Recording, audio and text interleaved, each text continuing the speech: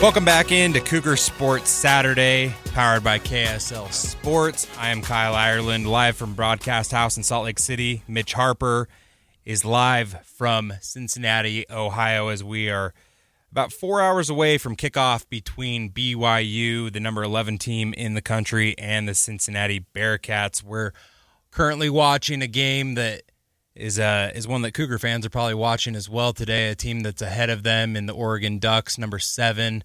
They are now down as USC scores a touchdown early in the first quarter. The Trojans are ranked number 15 in the country, Mitch. This one's interesting because if USC ends up pulling away and getting a win on the road in Eugene, do you think they jump BYU in the poll next week? Possibly. I mean, if it's definitely not out of the realm of possibility. I think BYU's got better metrics, but what BYU does tonight, paired up with USC is a brand that would be hard to keep out if they're 10-2 and don't play in the Big Ten title game.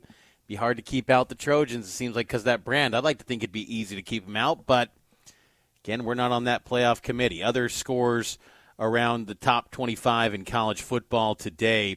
When you look at Miami, they took down Virginia Tech, and I bring them up because Miami is an interesting team. They're number 13 in the playoff top 25 rankings. They have a win, though, over Notre Dame, and despite being the 5th best team in the ACC right now, they really have no path to the ACC title. They're kind of lurking in the weeds, and the playoff committee seems to like Miami, and they're a really good team. I think they've got a ton of talent. It was of note, they beat Virginia Tech 34-17, and they tacked on some style points, throwing a passing touchdown with 20 seconds remaining to get that 34-17 win. In the Big 12 Conference, one of BYU's best wins, Iowa State, they crushed Kansas, so maybe that's a good thing for BYU. In essence, now Iowa State improves to 7-4. The Cyclones take down Kansas 38-14. Also, BYU's another quality win for the Cougars.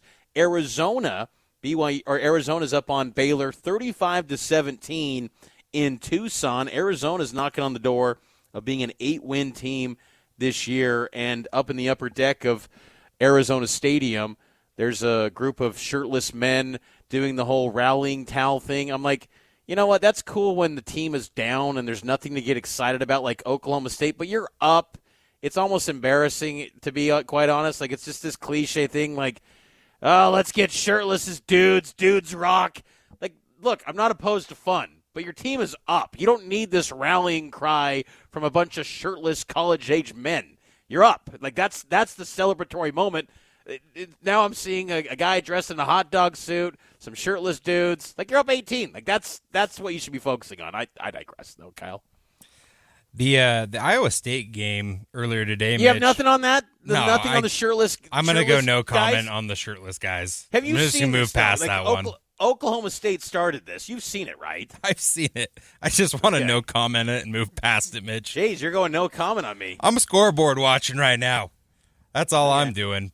Yeah, I'm looking at next. Well, I was looking at the Iowa State game because they end up, winning big there against Kansas. But Kansas, they're 5-6. They're going to be fighting for bowl eligibility next week as they play Utah. So that's an interesting game next week. Looking ahead, I do think that this game that we're watching right now here in the studio, we've got Notre Dame, Syracuse. That's another game that Notre Dame's ahead. You mentioned number 9 in the they're rankings. 9 in the rankings, and they have that loss to Miami head-to-head, but doesn't seem like that's going to play a factor. It's just interesting, Mitch. I hate the fact that these head-to-heads are not coming into play here because they're both 2-loss teams, but Notre Dame, they're not in a conference. Like, why are they getting the benefit of the doubt without having that extra data point that they could potentially have, where BYU's like, is a conference title loss maybe going to be held against them, where hasn't been to other teams in the past, but if that's a factor, just looking down the road at potential things, it's just fascinating to me. But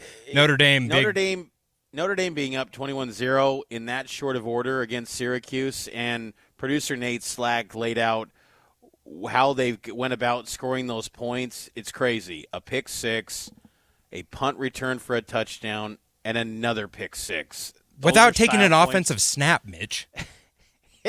That is the definition of style points if I've ever seen that. So any hopes of maybe a win over Cincy, leapfrogging Notre Dame, probably not going to happen. So, again, the whole thought of just win and you're in, yeah, you got to go beat the number 5 team in the country in Arlington. You have no margin for error in the regular season. Even if BYU won tonight and didn't do it in impressive fashion by the committee standards, I'd be a little bit worried because it just seems like this committee is not impressed with BYU in large part because of how they played in Lubbock. We'll continue to monitor the scores around college football in the top 25 and the Big 12 throughout the show as hour number 3 kicks off coming up here, and we'll get more into BYU-Cincinnati matchup right here on Cougar Sports Saturday. It's powered by KSL Sports.